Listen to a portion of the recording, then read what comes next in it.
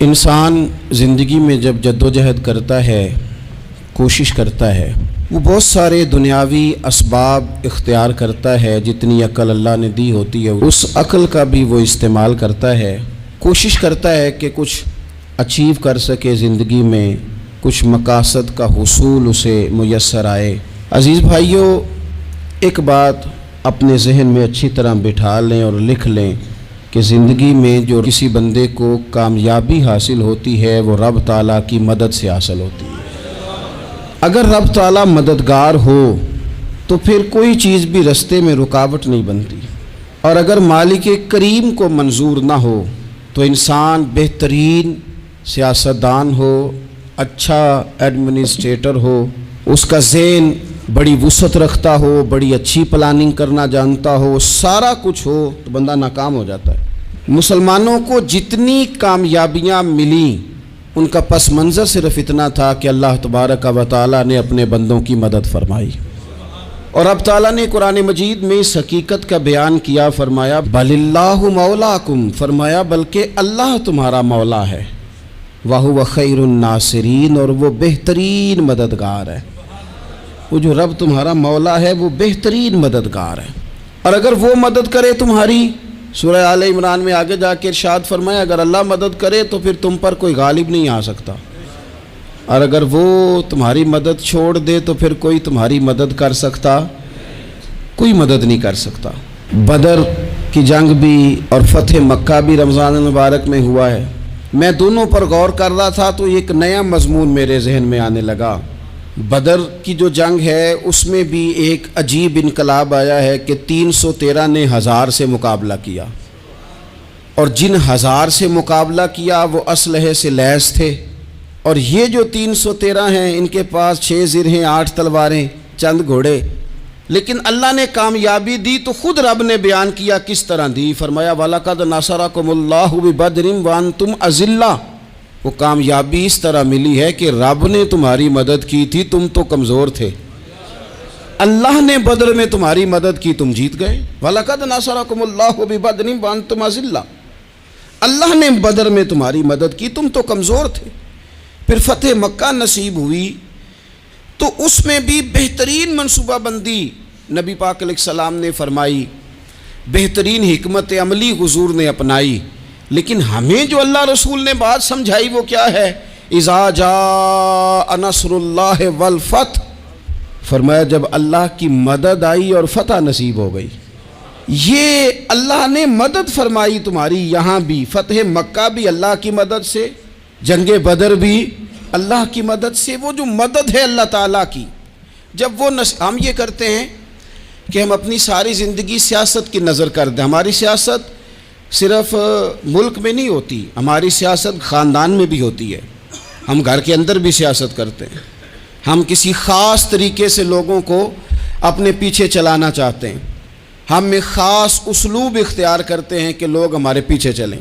اس کا نقصان ہمیں یہ ہوتا ہے کہ سیاست جو ہوتی ہے یہ شطرنج کے ہیر پھیر کی طرح ہوتی ہے، تو اس کے راز بڑی جلدی کھلنے لگ جاتے ہیں، پتہ چل جاتا ہے کہ بندہ مخلص نہیں تھا، سیاست کر رہا تھا، طریقے سلیقے سے اس نے جوڑ کے رکھا ہوا تھا۔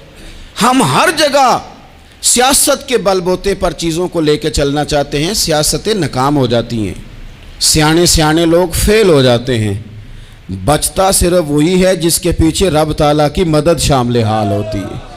اپنی زندگی کے اندر ہم جو کچھ بھی کر رہے ہیں، جس شعبے سے بھی ہمارا تعلق ہے، آج ہم نے اس بات پہ غور کرنا ہے کہ پہلے تو یہ غور کر لیں کہ جو کام ہم کر رہے ہیں کیا وہ کام ایسا ہے کہ اس میں اللہ کی مدد ہمیں ملے گی؟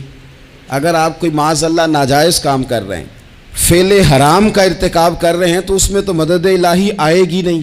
پہلے تو یہ دیکھیں جو کر رہے ہیں وہ کام مدد الہی والا ہے، اور اگر اللہ تعالیٰ کی مدد والا وہ کام ہے پھر اس پر غور کریں کہ کیا ہم نے مالک سے مدد کا سوال کیا ہے، ہمیں مدد میسر آ رہی ہے۔ وہ میں نے بزرگوں سے ایک بات سنی تھی، وہ بڑی یاد رہ گئی۔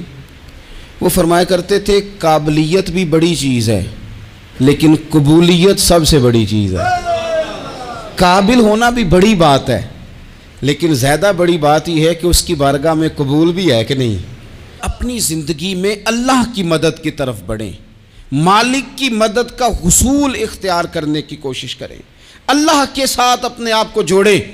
اگر اللہ کی مدد نصیب ہو، یہ جو ہم جتنا ڈرتے رہتے ہیں، سہمے رہتے ہیں، پریشان رہتے ہیں کوئی کیا کر دے گا، ہمارے ہاں نا ہر شعبے میں معاذ اللہ ایک مافیا ہے، الا ماشاء اللہ۔ وہ مافیا کہتا ہے میرے ساتھ ملو گے تو میں چلنے دوں گا، ورنہ میں نہیں چلنے دوں گا، مارکیٹ میں آ ہی نہیں سکتا فلانا بندہ، چونکہ یہاں ہمارا قبضہ ہے۔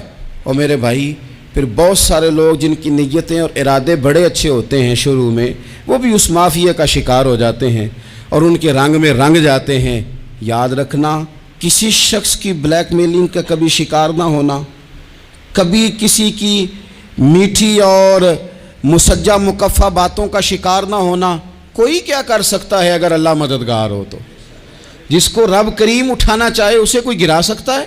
ہم یہ ڈرے ڈرے سہمے پریشان فیصلہ کرنے کی طاقت نہیں، مجھے چلنا چاہیے کہ نہیں، اٹھنا چاہیے کہ نہیں، کرنا چاہیے، اٹھ باندھ کمر کیوں ڈرتا ہے؟ پھر دیکھ خدا کیا کرتا ہے۔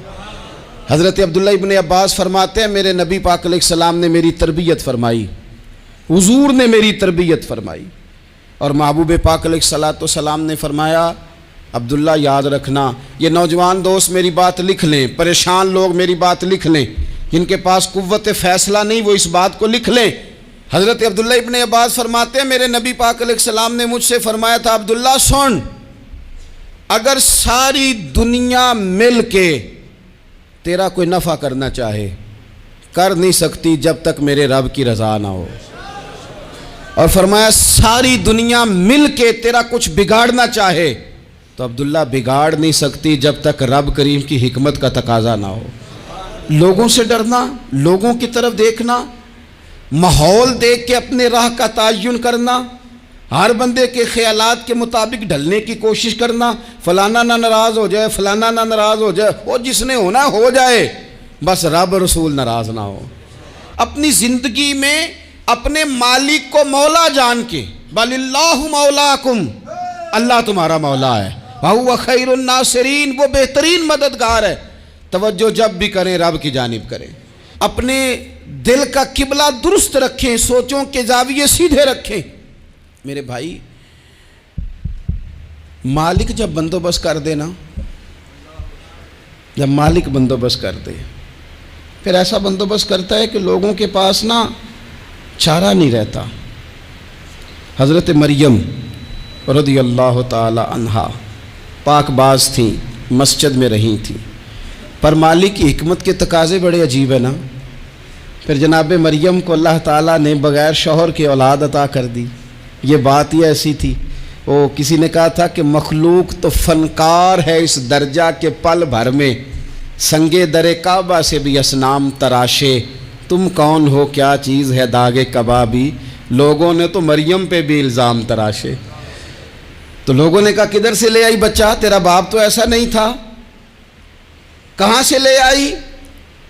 اللہ کرے میں آپ کو سمجھا سکوں، ذرا اپنے آپ کو وہاں کھڑا کریں کہ ایک پاک باز عورت، پاک باپ کی بیٹی، طیب ماں کی بیٹی، اور اللہ کے گھر میں پرورش پانے والی خاتون، ایک وہ وقت اور ایک یہ وقت کہ اس عورت کو کٹہرے میں کھڑا کر کے پوچھا جا رہا ہے کہ معاذ اللہ تیری گود میں بچہ جائز نہیں ہے، کہاں سے لائی ہے؟ اب خود سے صفائیاں بندہ کتنی کو دے، کتنی کو وضاحتیں کرے۔ اور میں نے تو اپنی زندگی میں دیکھا ہے زیادہ وضاحت دینے والے کو بھی لوگ جھوٹا سمجھنے لگ جاتے ہیں، زیادہ وضاحت دینے پر بھی لوگ کمزوری کا اظہار سمجھتے ہیں کہ کمزور پڑ گیا ہے۔ آپ صلح کی کوشش کرتے ہیں، سامنے والا بزدل سمجھ لیتا ہے، زیادہ وضاحتیں بھی کمزور کر دیتی ہیں۔ اب حضرت مریم کو کٹہرے میں کھڑا کر کے کہا بچہ کس کا ہے؟ تو پھر خدا بندوبست جب کرے، اللہ جب مددگار ہو، تو پھر حضرت مریم کی گواہی درختوں سے نہیں دلوائی، اس نے پتوں سے نہیں دلوائی، پھر فرشتے نہیں بھیجے۔ حضرت مریم کہنے لگی مجھ سے نہ پوچھو، وہ جو پنگوڑے میں ہے اسی سے پوچھ لو، ان سے پوچھو نا، وہ کون ہے پوچھ لو، ان سے کر لو سوال۔ انہوں نے کہا پنگوڑے میں چند دنوں کا بچہ، یہ جواب دے گا؟ مددگار تھا رب، ان کی برات کا اعلان کرنا تھا مالک نے، اور جب مالک اعلان کر دے، جب مالک تیری صفائی دینا چاہے، جب مالک تجھے دنیا کے سامنے نکھارنا چاہے، تو पंगूड़े में लेटे हजरत ईसा बोल के कहने लगे इन्नी अब्दुल्लाह आतानियल किताबा, फरमाया मैं अल्लाह का बंदा हूं, रब ने मुझे किताब अता करके नबी बना के दुनिया में भेजा है। मैं अल्लाह का बंदा हूं, किताब लेके आया हूं, नबी बन के आया हूं। फिर पंगूड़े से ऐलान हो गया, फिर बच्चा बोल पड़ा। और ये एक दफ़ा नहीं बात हुई, ये बनी इसराइल में एक जुरैज नाम के शख्स भी थे जो नमाज पढ़ रहे थे। बाज़ ने लिखा है नफल नमाज थी, अम्मा ने पुकारा तो आए नहीं, तो माँ के मुंह से निकल गया तू इतनी देर तक मरेगा नहीं जब तक किसी बेहया औरत का मुंह ना देख ले। तो वो इबादत गुजार थे, लेकिन लोगों ने उनकी इबादत, रियाजत, परहेजगारी को नहीं देखा। बस एक औरत को भेज के इल्ज़ाम लगवा दिया। वो औरत आया जाया करती थी, अब आ जाती हैं औरतें, मसला पूछने की नीयत से भी आ जाती हैं। माहौल में कुछ जगह ऐसी भी हैं जहाँ औरतें दम कराने के बहाने आ जाती हैं। वो खातून आती जाती थी उस खानकाह पे, आस्ताने पे, ये बुखारी में मौजूद है। फिर उसने कहा मेरी गोद में जो बच्चा है ये इन्हीं का है। मुझे बताएं कैसे बंदा वजाहत दे। हालात ख़राब हो गए, लोग कुटिया जलाने लगे, माहौल और तरह का बन गया। मेरे नबी पाक अलैहिस्सलातु सलाम फरमाते हैं फिर उस रब के बंदे ने कहा मालिक तू करीम है, तेरी मशीयत का तकाजा आया जो मेरी माँ ने जुमले बोले थे, पर अब मैं वजाहत देने के काबिल नहीं रहा, अब तू ही करम करेगा तो दरवाज़ा खुलेगा। तो वो चंद दिनों का बच्चा पंगूड़े में बोल के कहने लगा मैं इस दरवेश का नहीं, मैं तो फलाने चरवाहे का बच्चा हूँ, वो जो बकरियाँ चराता है। रब की मदद को पुकारें, अपने साथ अपने मालिक की मदद को शामिल करें, थोड़े रिस्क पर भी गुजारा अच्छा होने लग जाएगा। सारे लोग आपको गिराने की तदबीरें कर रहे होंगे और मालिक आपको इज्जतें अता फरमा देगा, उसकी बारगाह से हिकमत का तकाजा और हो जाएगा। हमने सारी ज़िंदगी लोगों को राज़ी करने में गुजार दी, सारी ज़िंदगी बुढ़ापा आ गया बच्चों को पालते, और बच्चों ने आखिरी उम्र में कह दिया अब्बा अगर कोई ढब का काम कर लेते तो आज हमारे दिन भी फिर न जाते।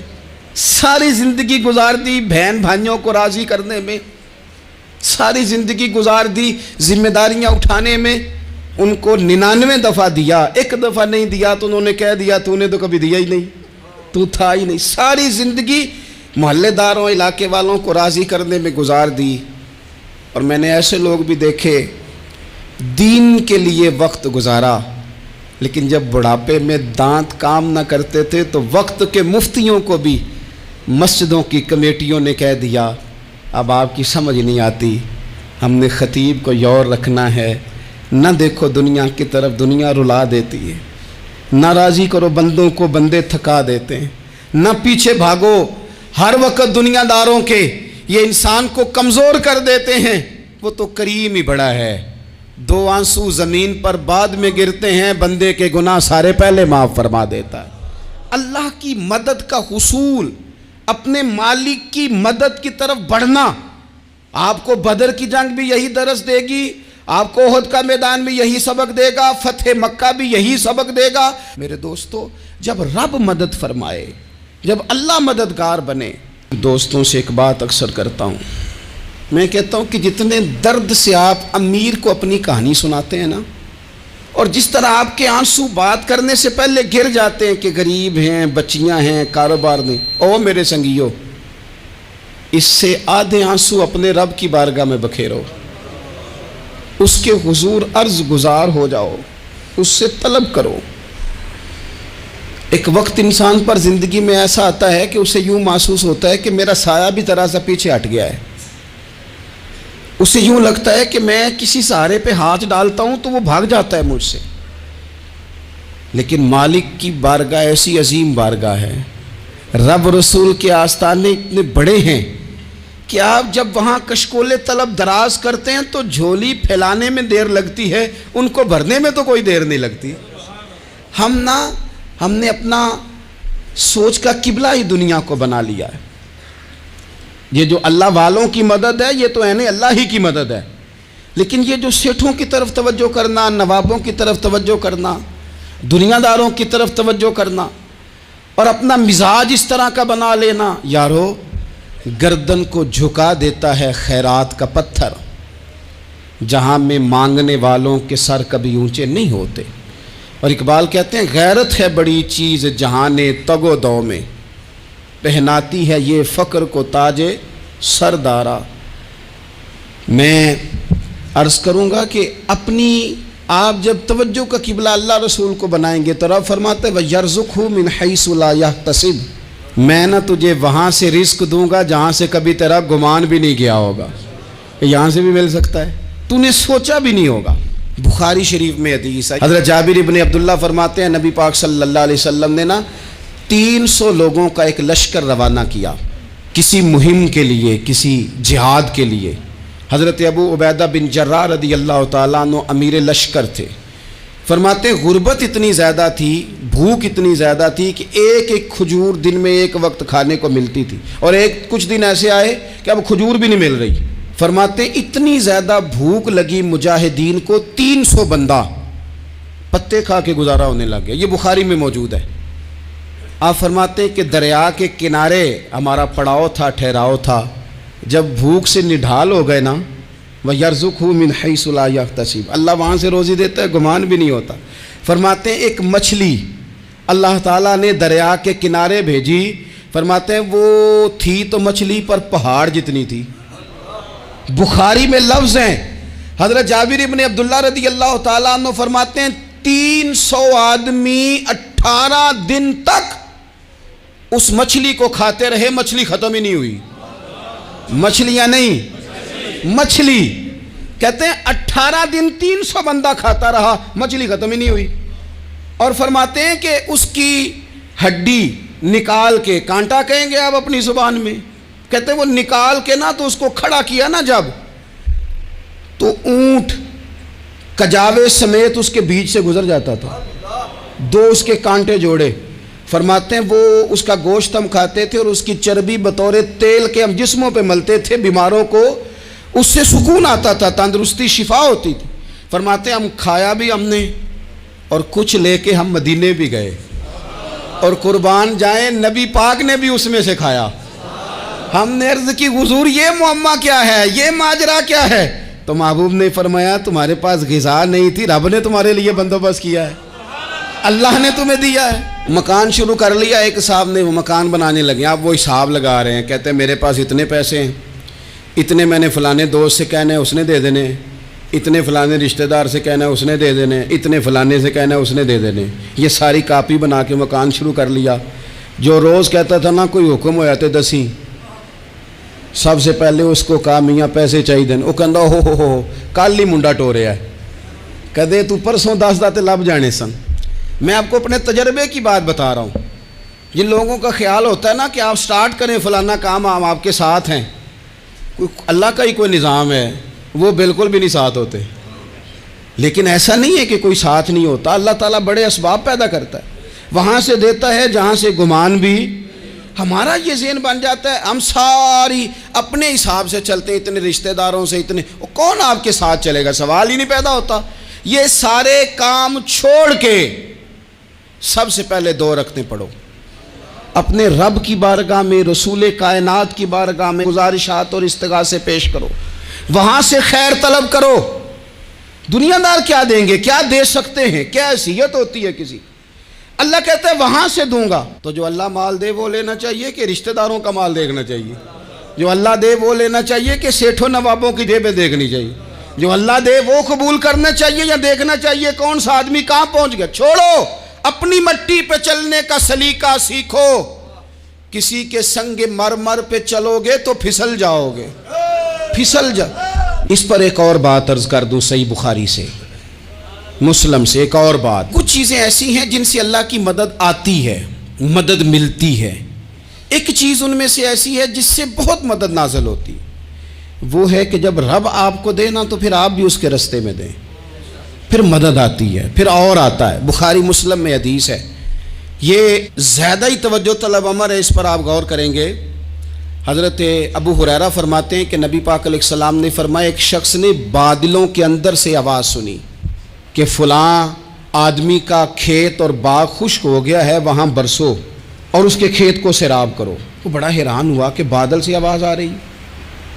پھر اس نے دیکھا کہ ایک پہاڑی پر بارش ہوئی، وہ بادل وہاں برسا، پھر نالیوں سے ہوتا ہوا پانی ایک طرف چلا تو جس نے آواز سنی تھی حضور بیان کر رہے ہیں، وہ بھی پیچھے پیچھے چلا کہ پانی کدھر جا رہا ہے۔ اس نے جا کے دیکھا کہ ایک مقام پہ ایک باغ کو وہ پانی لگ رہا ہے اور ایک آدمی وہ پانی لگا رہا ہے۔ اس نے اس سے پوچھا تیرا نام کیا ہے؟ اس نے کہا کیوں؟ کہنے لگا بتا نا۔ اس نے نام بتایا تو کہنے لگا یہی تو وہ نام ہے جو میں نے بادلوں کے اندر سے سنا ہے کہ فلاں کے کھیت کو پانی دے دو۔ اس نے کہا یار تو کیا عمل کرتا ہے کہ اسپیشل تیرے لیے بارش برسے؟ یہ بخاری پڑھ رہا ہوں، سیاستہ سے حدیث عرض کر رہا ہوں۔ اس سے پوچھا تو کیا کام کرتا ہے کہ جناب اللہ تبارک و تعالیٰ کا حکم کرم آیا کہ خاص تیرے لیے پانی برسے اور تیرے کھیت کو سیراب کرے؟ تو اس نے کہا چھوٹا ذمہ دار ہوں، پر جب فصل اگتی ہے تو 3 حصے کرتا ہوں، ایک حصہ اپنے بال بچوں پہ بہن بھائیوں پہ خرچ کرتا ہوں، ایک حصہ پورا، اور ایک حصہ دوبارہ کاشتکاری پہ لگاتا ہوں، اور تیسرا حصہ خالص میں نے مسکینوں، یتیموں اور غریبوں کے لیے رکھا ہوا ہے۔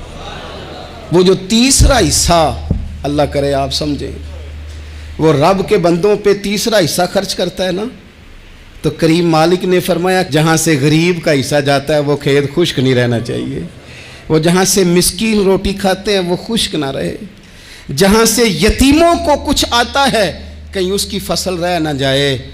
میں اور آپ بھی اگر اپنے مال میں مسکینوں، یتیموں، غریبوں کے حصے رکھ لیں گے تو فصلیں خشک نہیں رہیں گی، ان کے اندر تازگی آئے گی، نور آئے گا، کرم آئے گا، خاص کر خدا کی رحمت برسے گی۔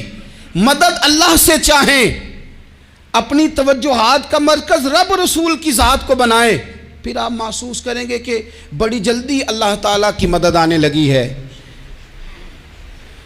کبھی آپ صرف کہہ دیں نا میرا رب میرے ساتھ ہے، اس لفظ میں اتنی طاقت ہے کہ دشمن ویسے زہر ہو جاتا ہے۔ زندگی میں کسی سے بھی لڑائی ہو اچھی طرح سوچ لیں کہ اللہ اس طرف ہے یا اس طرف ہے۔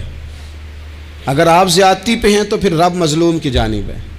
اگر اللہ کی مدد آپ کے ساتھ ہے تو دنیا کی کوئی طاقت آپ کو گرا نہیں سکتی، اور اگر آپ مظلوم کے مقابلے میں ظالم بن کے آپ کھڑے ہو گئے ہیں اور آپ نے رویہ وہ اختیار کیا ہے کہ جس میں مدد نہیں آئے گی، تو پھر یاد رکھ لیں کہ آپ کوئی بھی ہیں، کہاں بھی ہیں، آپ کمزور ہیں۔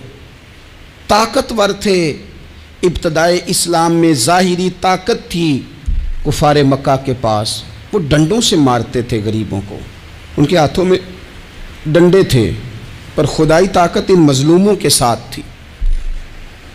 صاحب زرقانی نے لکھا ہے حضرت زنیرہ رضی اللہ تعالیٰ عنہ ایک لونڈی ہیں، غریب ہیں، ماڑے دا کی کام محمد نس جانا یا رونا، غریب سادی بی بی اور لونڈی کنیزہ، ایک مشرک کی کنیزہ تھی، انہوں نے کلمہ پڑھ لیا، وہ ڈنڈوں سے مارتا، دروں سے مارتا، تکلیف دیتا۔ حضرت زنیرہ رضی اللہ تعالیٰ عنہ کو اتنا مارا، اتنا مارا۔ اب آپ ایک اور پہلو پر بھی غور کریں، مار بھی پڑ رہی ہے پر خدا ادھر ہی ہے، اللہ کی مدد ادھر ہی ہے۔ رب کہتا ہے کہ پہلے تو صبر کرنا، ان اللہ مع الصابرین، تو صبر کرے گا تو پھر رب کی معیت ملے گی، ذرا ٹھہرنا، تو تھوڑا ڈٹنا۔ ان الذین قالوا ربنا اللہ ثم استقاموا تتنزل علیہم الملائکہ، تو کہے اللہ میرا رب ہے، پھر تو پہلے ڈٹ، پہلے تو نے ڈٹنا ہے۔ ثم استقاموا، جو ڈٹ گیا، تتنزل علیہم الملائکہ، ڈٹنے والے کے لیے مدد آتی، پہلے تھوڑا ٹھہرنا پڑتا ہے، پہلے تھوڑا صبر کرنا پڑتا ہے، حوصلہ کرنا پڑتا، اس کے بعد مدد آتی۔ مار پڑ رہی ہے، مارا جا رہا ہے حضرت زنیرہ کو، ان کا مالک جو ہے ظاہری آقا وہ مار رہا ہے، یہ کنیزہ ہے، اتنا مارا، اتنا مارا، ان کی بینائی چلی گئی، نظر آنا بند ہو گیا۔ ابو جہل آیا اور کہنے لگا زنیرہ دیکھا نا ہمارے بت تیری آنکھیں لے گئے، معاذ اللہ، لات و منات ہمارے بتوں نے تجھے اندھا کر دیا۔ اب ایسا نہیں ہے کہ بی بی روتی جا رہی ہے، روتی جا رہی ہے، مایوسی مایوسی، معاذ اللہ، پریشانی، غریبی بڑی ہے، پوچھنے والا کوئی نہیں، یہ باتیں نہیں۔ کیا جملے ہیں خاتون کے، کیا لفظ ہیں۔ ابو جہل نے تنزیہ کہا، معاذ اللہ، کہنے لگا دیکھا نا ہمارے بتوں نے تجھے اندھا کر دیا۔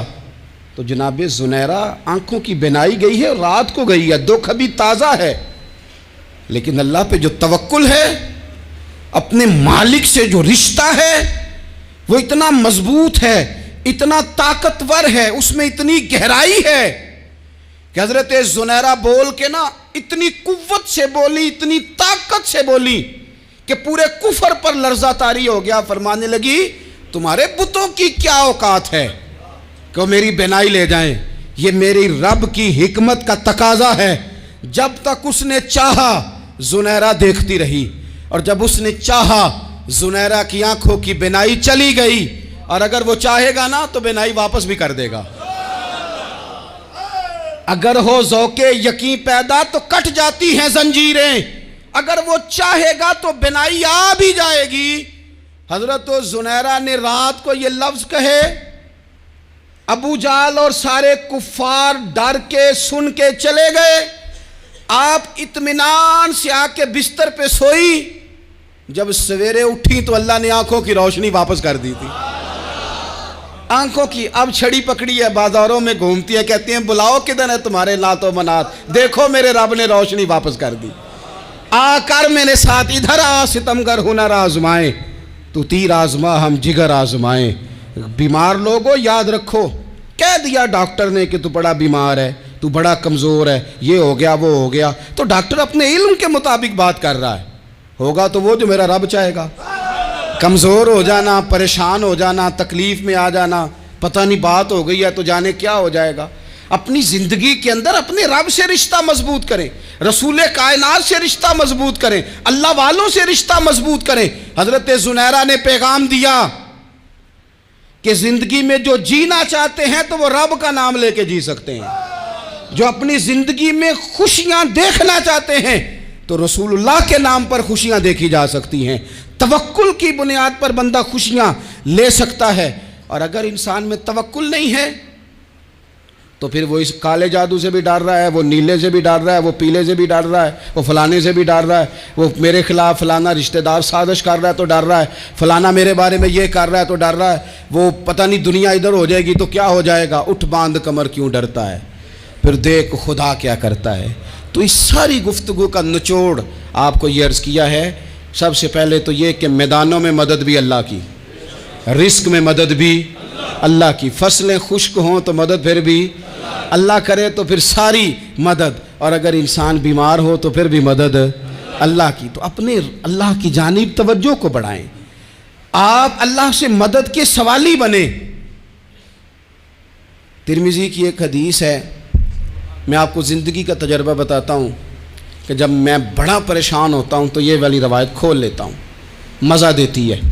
میرے نبی پاک علیہ السلام نے فرمایا اپنے دکھ سیٹھوں نوابوں کو نہ کہنا، مالداروں کا نہ کہنا، ورنہ اللہ تمہیں کبھی غنی نہیں کرے گا۔ فرمایا اپنے دکھ اپنے رب کی بارگاہ میں عرض کرنا، جلدی کرے یا دیر سے کرے اللہ تمہیں لوگوں سے بے نیاز کر دے گا، اللہ تمہیں غنی کر دے گا۔ رات کو بیٹھو نا اس کی بارگاہ میں، اسے دکھڑے سناؤ، چھوٹی چھوٹی باتیں۔ حضور نے فرمایا نمک بھی مانگو تو رب سے مانگو، چھوٹی چھوٹی بات سے شروع کرو نا۔ جب بندہ شروع کرتا ہے نا چھوٹی چھوٹی چیزیں تو بڑی ساری چیزیں یہ اس طرح ہوتا ہے جیسے بندہ رب سے گفتگو کر رہا ہے، مالک مجھے یہ چاہیے، مالک میں یہاں کمزور ہوں، اللہ میں یہاں پریشان ہوں۔ آپ یہ کر کے تو دیکھیں، لمبی لمبی دعائیں مانگ کے تو دیکھیں، اس کے حضور جڑ کے تو دیکھیں، آپ دیکھیں گے راحت کتنی ہے، سکون کتنا ہے۔